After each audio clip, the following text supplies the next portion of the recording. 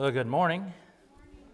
There you go. See, I didn't have to ask it again. Y'all are on the ball, you're awake, you're smiling. Well, let's see how you're doing at the end of this hour. Brother Jonathan was just playing this one here. Let's turn our songbooks to page 323, and we'll do a line of it to get our voices moving and our hearts blood flowing. I'll let you stay sitting if that's all right with you.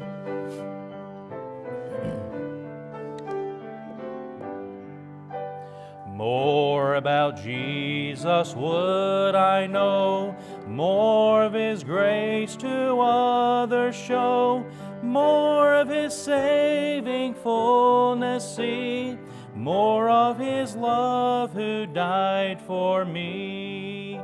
More about Jesus, more about Jesus, more of His saving fullness see, more of His love who died for me.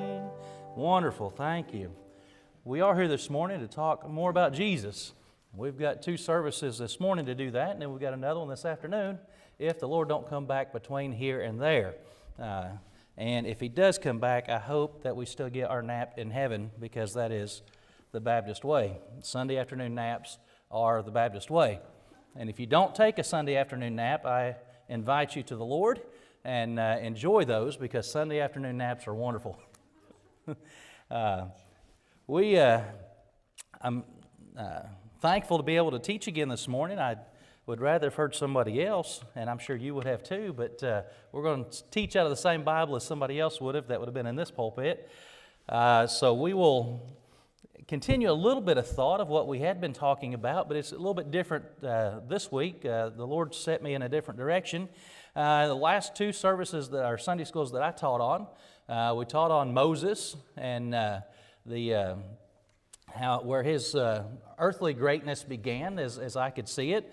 We also talked about Paul, back before he was Paul, when he was Saul, and how both of these individuals were not the ones that we would have picked for to be used of God. Both of them had some very big things in their past that would have hindered them from serving God or being used of God, much less being great for God. But the Bible showed us where God spoke to them in a unique way, and they had a one-on-one conversation to where God allowed them to see the truth, and God used them in a mighty way. So this morning, we're going to still talk about someone who's had a conversation with God, maybe not in the same sense as they were killing Christians or persecuting the Christians or was fleeing from the Egyptians after he's killed one of the guards, somebody that's not got the horrible past that God was saving them from, but still yet someone who heard from God and was able to have a dialogue with God, and it's recorded in the Bible for us. So if you would, we will be in the book of Habakkuk. If you don't know where Habakkuk is, if you find Matthew, you'll cut to the left just a couple of books. It's a small book of the Bible, not a whole lot of chapters. There's 3 chapters in it. There's different ways that whether you pronounce it Habakkuk or Habakkuk. From what I understand by studying, we're all wrong if you call it anything Habakkuk or Habakkuk. The way you pronounce it, I'm not even going to try it, the actual pronunciation of it, because there's syllables in there that I'm not familiar with. So we'll call it Habakkuk or Habakkuk. We may go back and forth on what we call it. The book is named after the prophet Habakkuk, and he's considered one of the minor prophets, not because he was any less important, but we've got less account of him in the Bible. Best I understand, we don't hear much about Habakkuk other than here in this chapter or in this book. Like I said, there's only 3 chapters in Habakkuk. I've actually preached from this book, but typically I preach from chapter 3, which is where we hear most most messages come from that I've heard of. Most messages come from chapter 3. Each chapter has a very distinct outline, I'll say, or a theme. So as we look into this account, we know that we find Habakkuk in chapter 3. He has a burden. He has a prayer here. This prayer in chapter 3 is you could call it a psalm. This was a song of worship in chapter 3. A very good read, a very good, a lot of information we can get from that, but it's I enjoyed chapter 3. It starts in verse 1. It says, a prayer of Habakkuk, the prophet, upon Shinganoth. O Lord, I have heard thy speech and was afraid. O Lord, revive thy work in the midst of the years. And we can preach that right there. There's a lot of information or a lot of text that we could preach out of this small book of the Bible. And for our time this morning is not very great, so we're going to try to just pick out a few things from this. And as I was studying this, and I was curious a little bit why God led me here in my thought, because I've been thinking and studying here lately of how I can be better used of God. How can God use me like He used these other men in the Bible? How can I be an instrument for God in His work in my daily life or in my preaching or in my ministry or in my secular job? How can I be used? As I read the Bible and I see these Moseses and Sauls and Paul, and I see that God used these men in mighty ways, and I understand by study that these people were not only ordinary people, but some of them were less than ordinary, as you would think. When you think of Moses and everything that he had going in his life, and then what God did with him, and then Saul, as we studied on Saul, and we saw that everything that he did, and all a man persecuting God's people as a mission, not just he had a disagreement with one, it was in his heart, a hatred for God's people, and he went after God's people and sought to persecute them and put them in jail and to kill them. But God turned him and used him in a mighty way.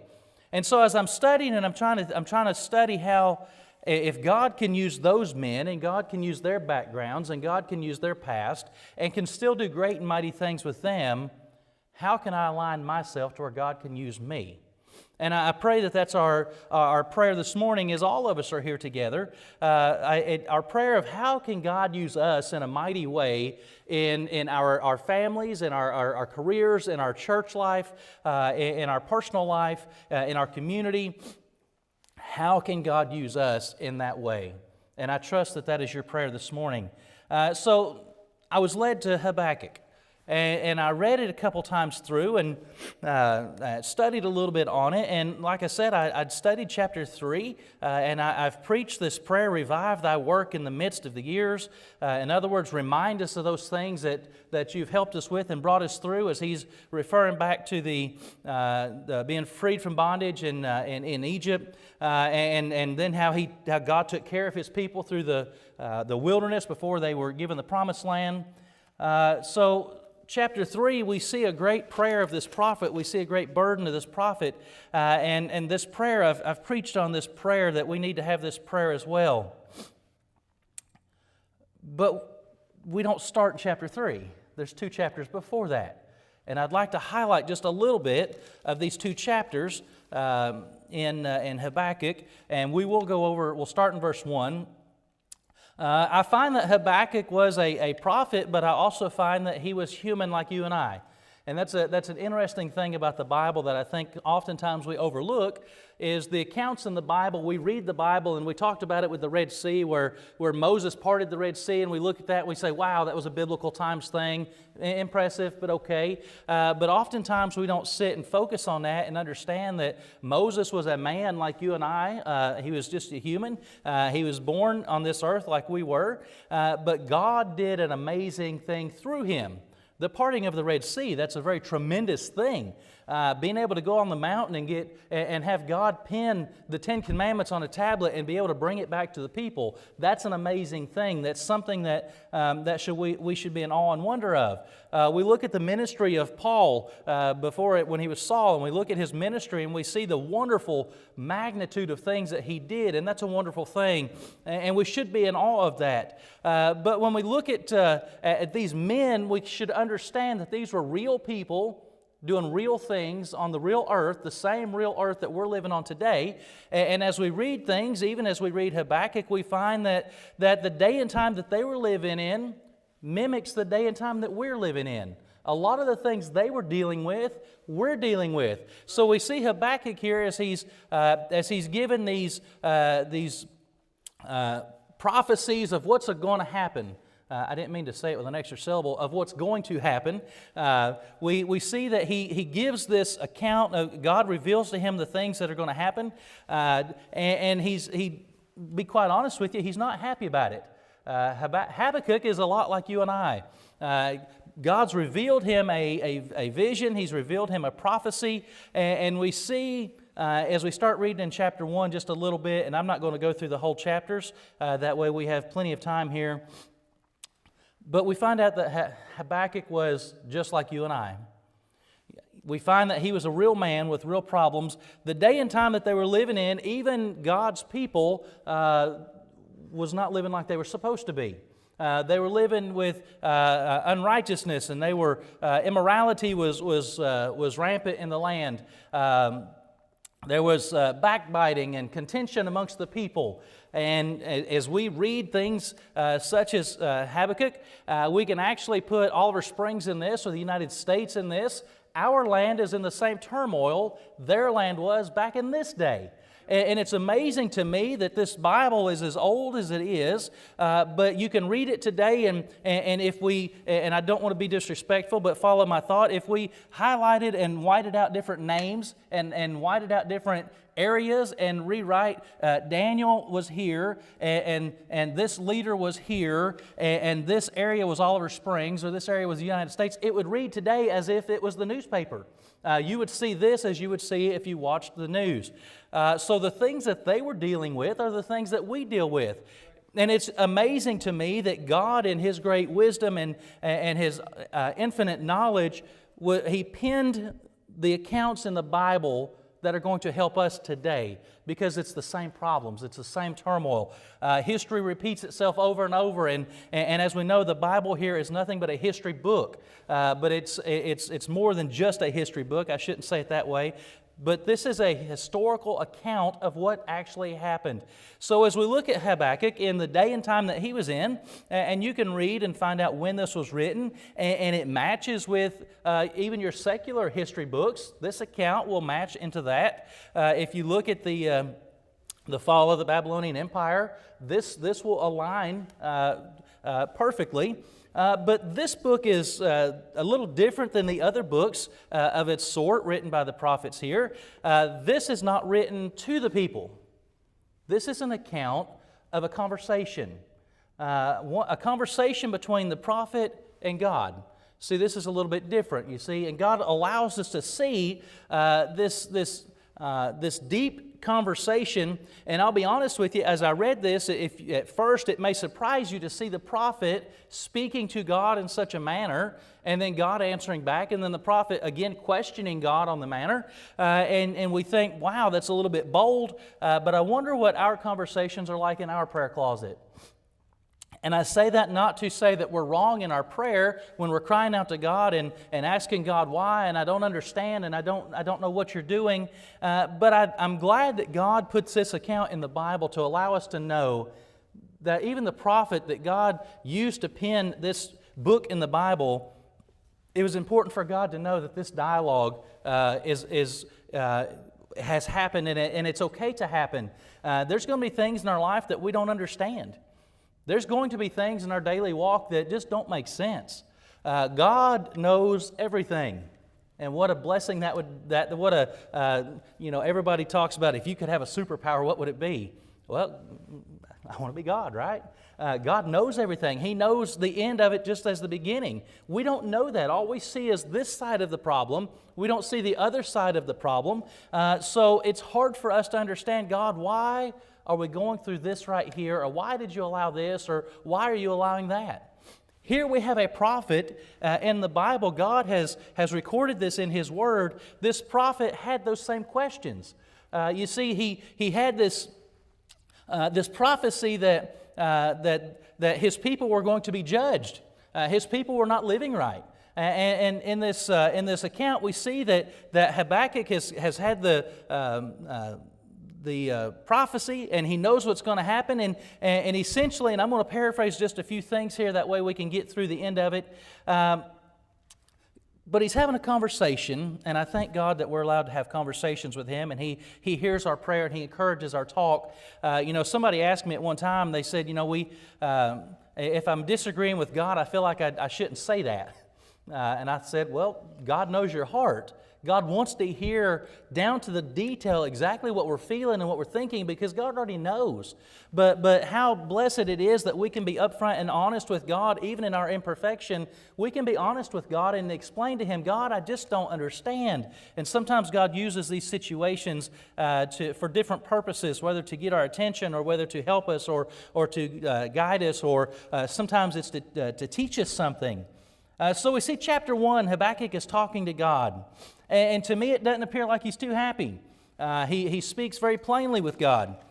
He speaks in their dialogue, but he speaks things that I understand. Let's read just a little bit here. We see that Habakkuk had a burden. He's burdened for his people, but he's also burdened for what's about to happen to his people. You see, it's been revealed to him that his people are about to be overtaken by the Chaldeans. So he's praying for his people on their behalf, and he's pleading with God to help his people. And God has revealed to him that the Chaldeans, which also is a very evil group, a very evil nation, they're about to overtake them. And they're going to go to battle with them, and they're going to prosper in this battle. And so Habakkuk, he starts in here in verse 1, or chapter 1 or verse 1, it says, the burden which Habakkuk the prophet did see. And thank God for prophets with burdens. I think we'd be better suited if we had more preachers with burdens this morning, or more people with burdens this morning. Verse 2, he says, O Lord, how long shall I cry, and thou wilt not hear me?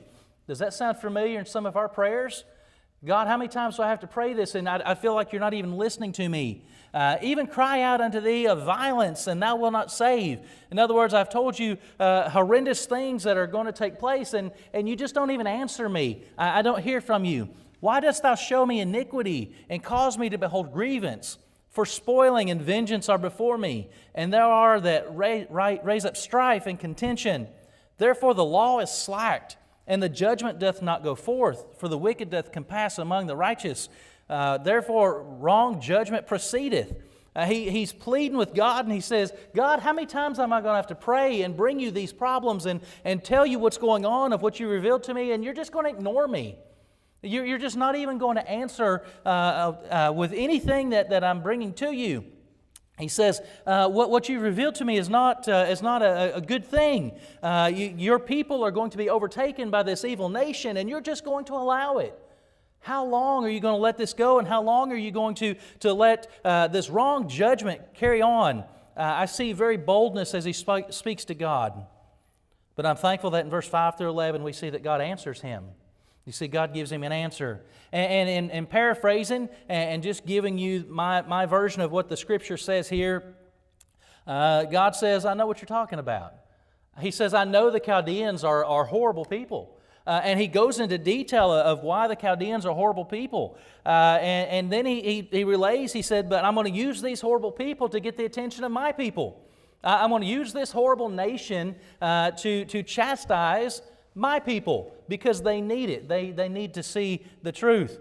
And he explains to Habakkuk that I hear you, I'm talking with you, but this has got to happen. It's something that is not favorable to Judah, but it's got to happen. The Chaldeans are going to prosper. The Chaldeans are going to invade. The Chaldeans are going to overtake you. The Chaldeans are going to wreak havoc in the land. And then we see in verse 12, after 5 through 11 describes the Chaldeans, describes how evil they are. They are powerful, but we see how evil that they are, and God agrees with that they're evil people, and that God is still going to use them for His purpose. But then we see Habakkuk in verse 12. You would think Habakkuk talks to God, says, here's my problem. God answers and says, here's what's going to happen. I understand that you don't agree with it, but here's what's going to happen. So Habakkuk's a prophet, right? So he just accepts God at face value. He just understands, you know what, God, you're right. Our people are going to be trampled over by this evil nation. You're right. I'm wrong. I'm going to be quiet. That's not the case, is it?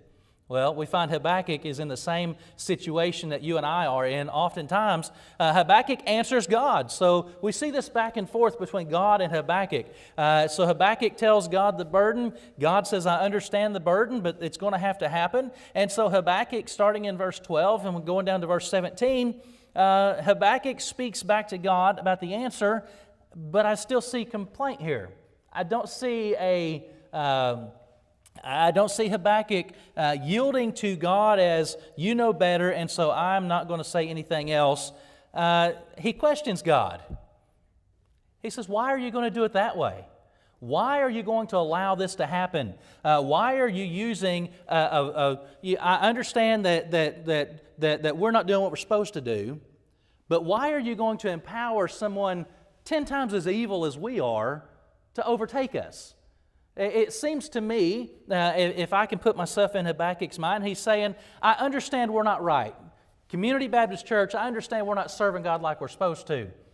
But why are you going to use this evil group to come in and teach us a lesson? Why are you going to empower the more evil for the less evil, right? Because oftentimes even we will categorize sin. Well, I know we're not doing the right thing, but look at what they're doing. And as long as they're doing what they're doing, then I don't look so bad, right? That's why sin likes company. Immorality likes company, because I've got someone else I can blame. Someone else like, well, as long as I'm better than this guy. And even in our fundamental churches this morning, we have folks sitting in the congregation thinking, well, as long as I'm not as bad as the guy sitting beside me, then the preacher's going to preach to him. And as long as I'm not as evil as the person outside the door, well, the preacher's encouraging us to go win them. We oftentimes don't want to look at our own sin, our own problem, our own wickedness at times. And so Habakkuk is saying, I understand that we're not where we're supposed to be, and I understand your people are not doing what they're supposed to do, and I understand that there's sin in the nation, but why are you going to empower a more wicked nation to overtake us? That makes no sense. Why not just destroy them and then let us work amongst ourselves? Why not just work in a good way in our nation? And so Habakkuk questions in verse 12 through 17. He still complains. He says, you're going to do what? And for what purpose? I feel like we have been in this situation more than once. I know I have. Have you ever felt like your enemy gets blessed by God while you don't? You ever felt that way? Have you ever felt that your coworker at work who lives an evil, repulsive life gets promoted and you don't, and you ask God, I'm doing good. I'm a Christian. I go to church 3 times a week, and he's going to get the promotion? We're equally tasked on this, and he's going to get the promotion. As you sit in your driveway at home and you get ready to go to church in the morning, and you look up and your neighbor who's just bought this big yacht is about to get on his yacht and go out on the water, and like, hi, go serve your God. I'm going to go on the water with my $500,000 boat. Have you ever thought, God, why are you blessing them? Why did they get all the good stuff and I don't? Why am I paycheck to paycheck, and my neighbor who does not go to church, it doesn't look like he prays, it doesn't look like he has any hint of religion or salvation amongst him, and you're going to bless him? And I know we've all had this question, whether you'll admit it or not. I'll admit it. I've seen a lot of people and I think, they live a wicked, horrible life. Why are you blessing them? Why do you give them? Tell you what, if God would just take our congregation here, and knowing how much this congregation gives, if God would make every one of us millionaires, amazing how many missionaries we'd have on the field. If God would just do that, right? If he would take the money that he give all these hellish people out here, all these billionaires and gazillionaires that don't even, they denounce God. If he would take that money and bless us with it right here, what amazing things we could do, right? Well, it sounds like we could be disgruntled Christians very quickly. We could say, well, God, why don't you bless us instead of blessing our enemies or blessing our adversaries or blessing those that are not even claiming to be Christians? But Habakkuk here voiced his opinion. He says, why are you not listening to my problem? And God says, I hear your problem. And then he says, but why are you going to do it that way? And we've said that ourselves. We question things often of what God is doing and why God is doing it. As we move into chapter 2, we see a transition a little bit. We see a transition from this conversation of back and forth. And I find great example out of chapter 2, verse 1 and 2. We find that Habakkuk, after he voices his concern and God speaks back to him, and then he voices his opinion about that answer that God has given him. We read in chapter 2, and there's a lot of sermons that come out of chapter 2 as well. A lot of messages that would come from here. A lot of good content that preachers can pick up on and share good words from.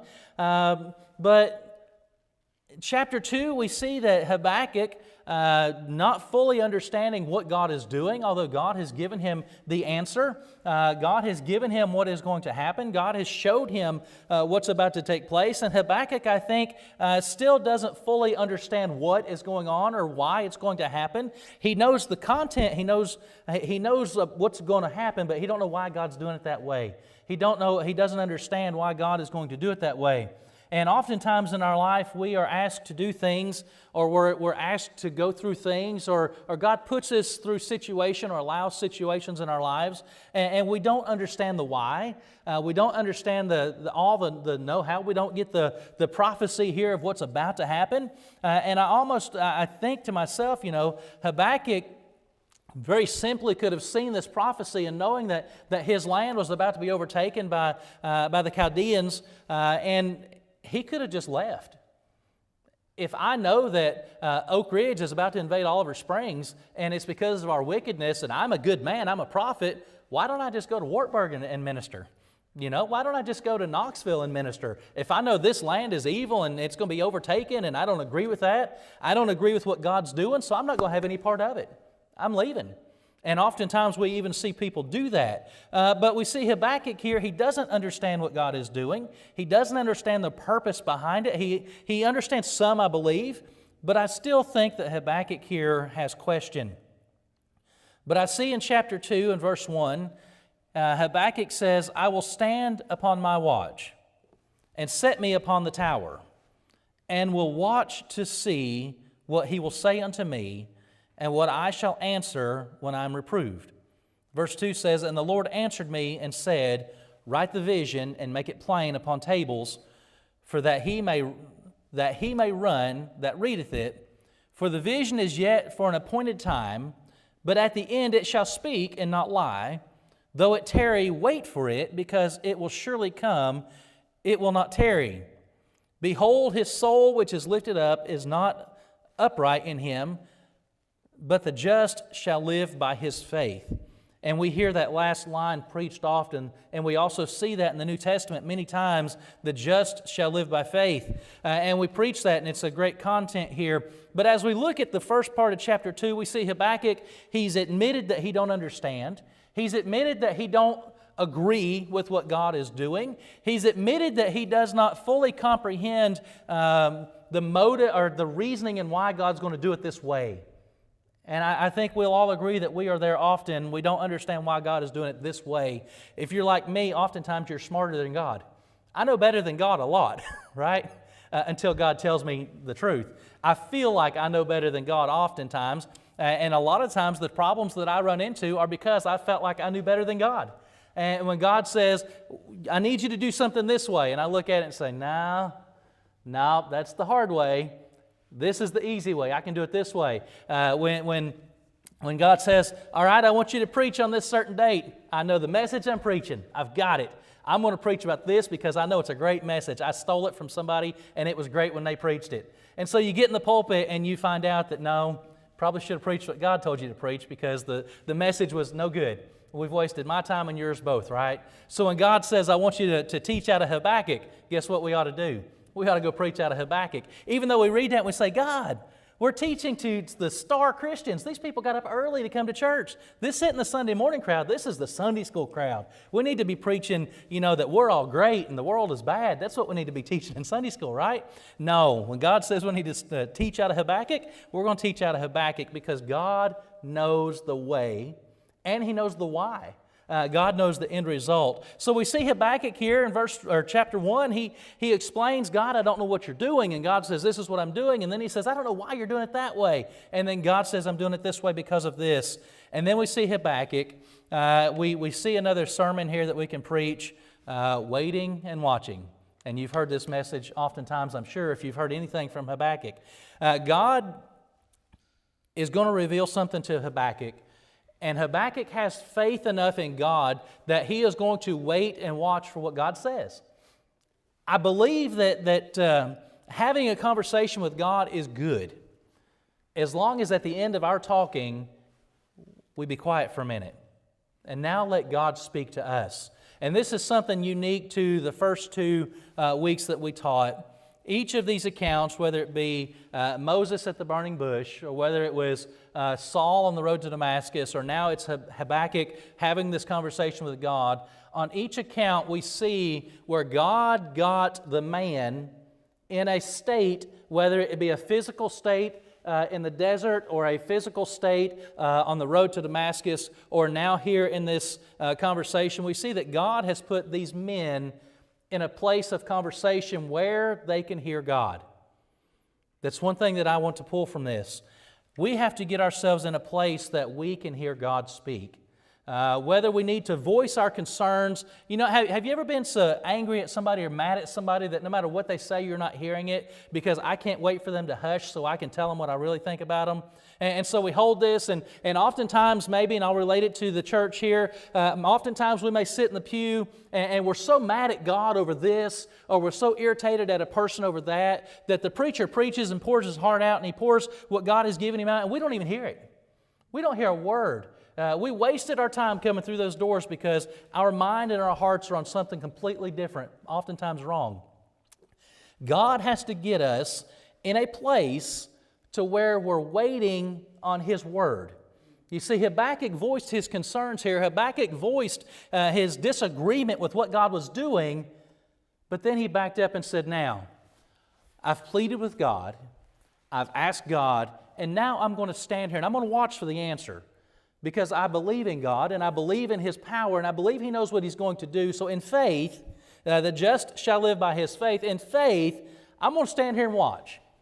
Because I've asked God a question, and I've asked God for some clarity, and now I'm going to stand and I'm going to watch. And I'm going to set up in the tower as a guard would do, and I'm going to stand here and I'm going to watch, and God is going to speak to me.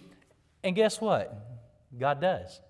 God speaks to Habakkuk and gives him another vision and tells him a little bit farther down the story. You see, God had only given him the first chapter of the book of what's about to happen. And now, after Habakkuk goes back and forth with God for a few lines here, now God's going to reveal to him a little bit more.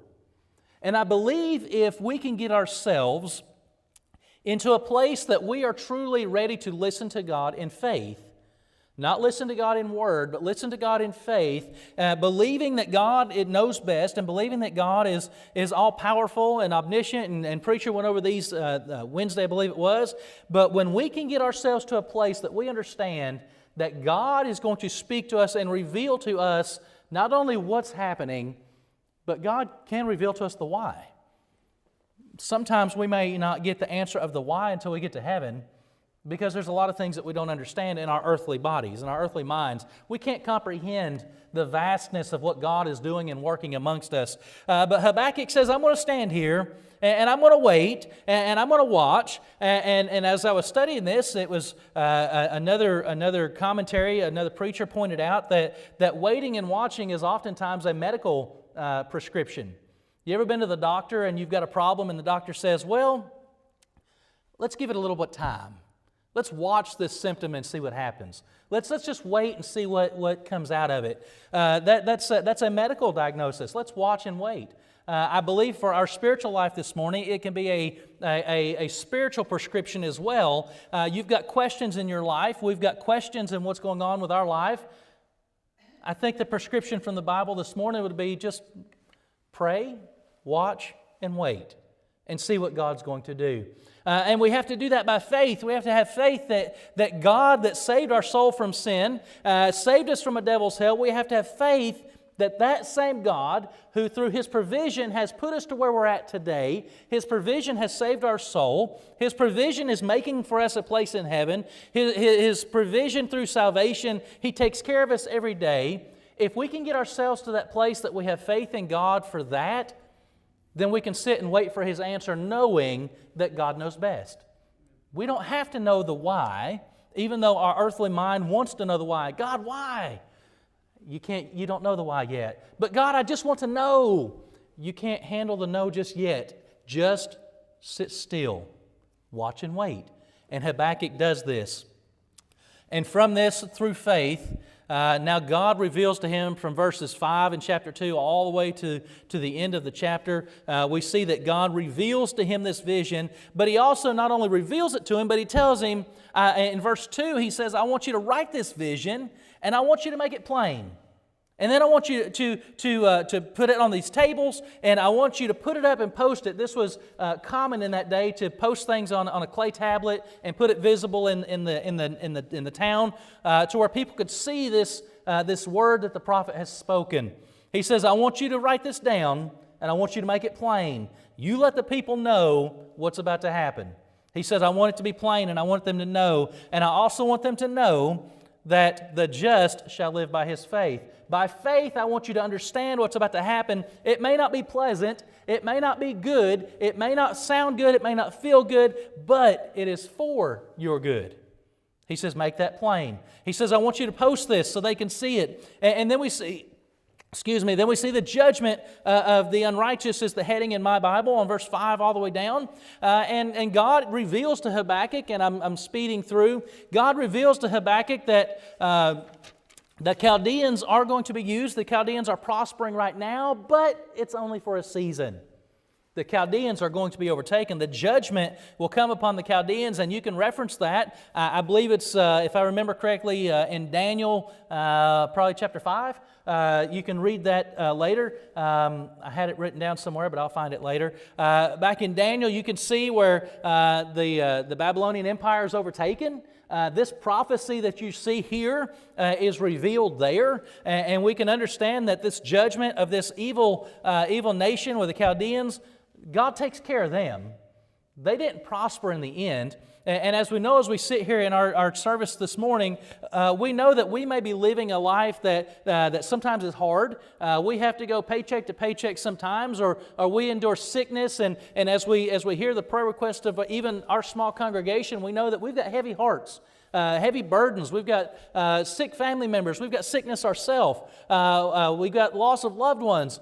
We've got financial woes. We've got car troubles. Whatever is burdening us today, everything that is burdening in us, and we look at these folks that are prospering and aren't even religious. They don't even try to act religious, but they're prospering. And then those that do act religious but don't have God anywhere near them, they're prospering. God lines out right here all this unrighteousness about the Chaldeans, and He essentially says, just give it some time. They're prospering here for a season, but that's going to be short-lived. We hear all the woes. We've heard messages on the woes. And he says, woe unto this and woe unto that. And he essentially says the Chaldeans' day is coming. Their day in court is coming. And it's not going to be good for them. And we know history will reveal that the Chaldeans were overrun as well. You see, our burdens here on earth are temporal. One day when we get to heaven, that is our great reward. That is by faith, our salvation by faith. That is going to be our reward. And at the end of this, we win. You see, and God is revealing to Habakkuk. He says, I understand this is going to be turmoil for a little while. I understand this is going to be battle for a little while, and you're not going to succeed at first. But if you follow God by faith, we're going to win. And I can convey that to us this morning that we will win as well. So by faith, he watched and he waited. And I'm way behind my notes, so we're going to speed on. I find that if we will get ourselves to a place where we can hear the voice of God and we can speak to Him one-on-one, this communication that we refer to in the Bible that we see, if we can just get ourselves alone with God, get that stuff out of our heart that's in our heart, talk to God about it. If you've got a problem, let God know. Get it out of your heart so God can start answering and God can start speaking to us. And as soon as God gets us to this place of, I've exhausted everything. God, I've poured my heart out to you. I don't have anything else to say. I've given you all my concerns. I've given you all my problem. I don't understand why you did this or why you allowed that, so I've poured my heart out. Now I'm going to wait and watch. God, speak to me. God will. And He'll reveal things to us that are going to be helpful. And after this revelation that Habakkuk gets in chapter 2, then we find ourselves in chapter 3. Habakkuk has a different story now. Chapter 3 is contrasted greatly different than chapter 1. It's amazing that chapter 1 we see Habakkuk in his earthly mind questioning things, and then God answers things in chapter 2. And then chapter 3 we see a completely different contrast. We see in chapter 3 a prayer of Habakkuk, the prophet, upon Shinganoth. O Lord, I have heard thy speech and was afraid. O Lord, revive thy work in the midst of the years. In the midst of the years, make known in wrath, remember mercy. We see the Habakkuk, as you read this chapter in chapter 3, we see Habakkuk as he starts praying and he says, God, you've revealed this to me. I understand what you're saying to me now. And now I pray, and should be our prayer this morning, I pray that you would remind us of who you are. Remind us that you not only freed your people from slavery in Egypt, and you freed them from this horrible slavery. And as he prays and relates this back, and you can read this, we don't have time to, but he refers back to how God freed His people from bondage, and then that He took care of them in the wilderness. The wilderness was not fun. If you go back and read the Exodus, you'll find out that the wilderness was not a camping trip out in the wilderness. This was a hard time. There were times that they were hungry. There were times that they were distraught. There were times that they even turned their back and went to idolatry and things of this nature, even though God was leading them through this wilderness. But there were times that God's people were not happy. Excuse me. But in those times, Habakkuk is saying, Lord, remind us, revive thy work in our hearts. Remind us that over the years you've taken care of us. And I'm here to remind us this morning, if we can pray this prayer of Habakkuk and we can say, Lord, I know I'm facing a battle. I've got this trial that you've bestowed on me. You've allowed to happen in my life. And we hit the altar and we say, God, I don't understand what you're doing. I don't know why you're doing it this way. I don't have an understanding of what you're doing. And we pour our hearts out to God, and God reveals to us through His love and His mercy. And He says, I understand where you're coming from, and I want you to just trust me as a child would trust a parent. And I want you to put faith in me. Remember the faith that we're talking about. And Habakkuk here does this. And as we lay our burden out to God, and God puts His arms of love and mercy around us, and He reveals to us that He's working, and He's doing things in our life. And then we start praying and say, God, I know you've helped me. I've brought burdens to you before. This is where we refer to the past as things that help, is what God's talking to us here. And we talk to God and we say, God, I know that you saved my soul. I know that you pulled me out of the miry clay, and now I have salvation. And I know that back in 2000 you did this in my life, and back in 2005 you did this in my life. And I saw how you 3 weeks ago you stretched this paycheck to meet this need. And I know that as I lost this loved one, your grace was sufficient for me there. And as my brother or sister over here was dealing with this, I know that you helped them through that. And I know that your power and your mercy and your grace was amazing there. And I know that as I face this day and I face this trial, because of those things that you've proven to me over and over and over, of not only my salvation but my provision and how you've guided me all through life, I know that you're going to take care of this one too. We see this mighty story and account in 3 small chapters in the Bible. And Habakkuk's prayer was, Lord, just remind us.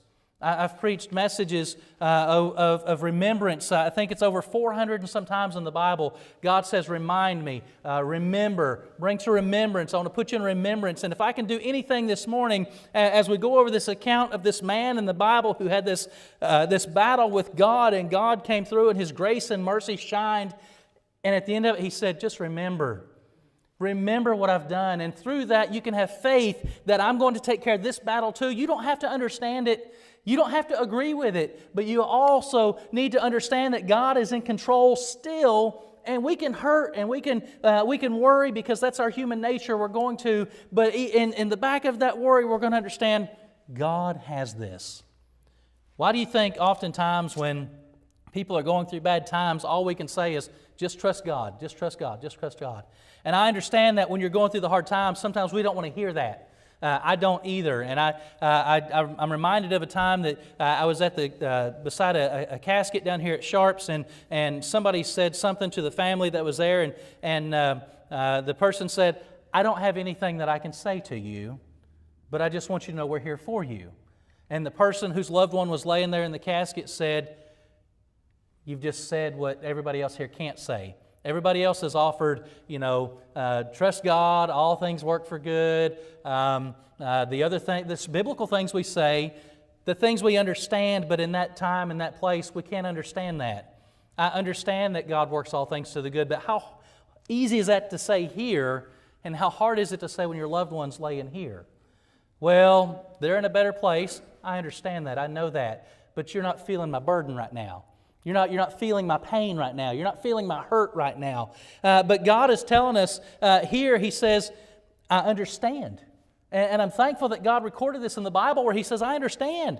I know where your hurt is. I know where your burden is. And I know that it's not going to be pleasant for a while, but I am telling you in the end, it is going to work out. And by faith, we can understand that.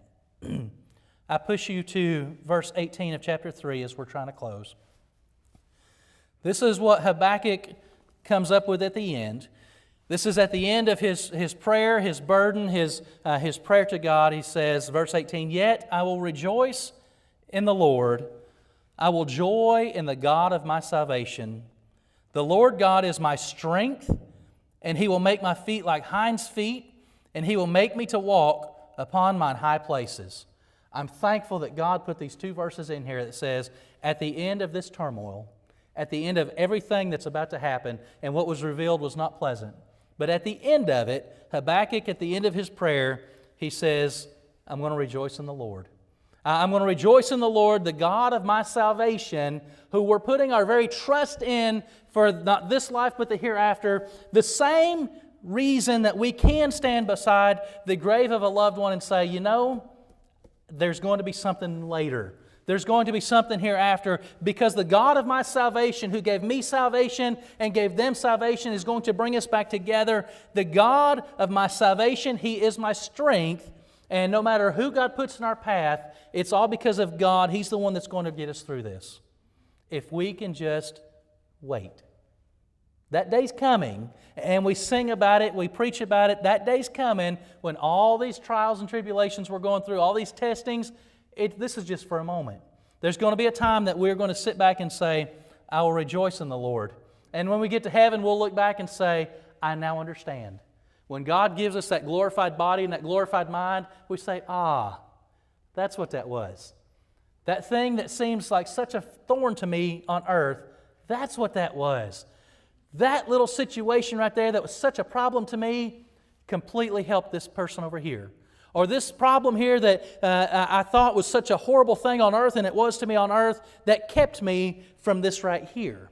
And that protected me from this right here. And that saved me from this right here. I heard someone give testimony one time, and I'm shutting up. I heard somebody give testimony. They were talking about, God has blessed some folks with a horrible life to where they have this testimony that they can use. Preacher Combs has a great testimony, but that great testimony is because of things that he had to live that was not pleasant. And growing up, I didn't have that. I had a good family home. I had a good life. And I heard somebody testify one time, and they said, I didn't endure drugs and alcohol, and I didn't endure immorality, and I didn't endure this and that. But because of good parents and because of strict parents that I didn't agree with at the time, because of good correction that I didn't agree with at the time, I look back now as an adult and I can see I avoided this crowd, and I avoided these drugs, and I avoided that alcohol, and I avoided this lifestyle, and I don't have this baggage that I carry with me. And I relate that a little bit as when we get to heaven and our Heavenly Father reveals our life to us. And we see where we have these near misses of, boy, if I didn't have that thorn, I'd have walked right into that briar bush. If I didn't have this problem that sidelined me or took me off course, I was headed straight for destruction. And we see how God uses these trials in our lives. And by faith, one day our faith will become sight, and we will see what God has done in our lives, and we'll be so grateful and so thankful. But until then, we must wait and watch in faith that God will deliver us. Let's go to the Lord in prayer, and I'll dismiss us. Heavenly Father, Lord, we're thankful for this small chapter or small book in the Bible. Lord, you reveal so many things to us. You've packed it with so much information, Lord. I'm thankful that communication is important to you as I need it in my daily life. Lord, I pray that you'd help us. I pray that you'd help us through your word here, and I pray that I've not hindered your word in any way. Lord, I pray that you'd help us soak this into our hearts, that it may help us in our daily lives. Lord, I need your help today. Lord, I ask that you'd help us as we prepare for our next hour. Lord, I pray that you'd be with the preacher even now as he's preparing. Lord, I pray that you'd be with the song service, be with the preaching, Lord. And more importantly, Lord, I ask that you'd open our hearts. Lord, condition us to where we can hear what you'd have, the message you want us to hear. Lord, we thank you today. We love you. And we ask that you'd be with us here for the next few minutes. Lord, in your name I pray. Amen. You are dismissed for the top of the hour, and I took some of your time. So if you're late coming in, you can blame me. I don't know how much time y'all need to stretch or whatever, but it depends on which clock you look at.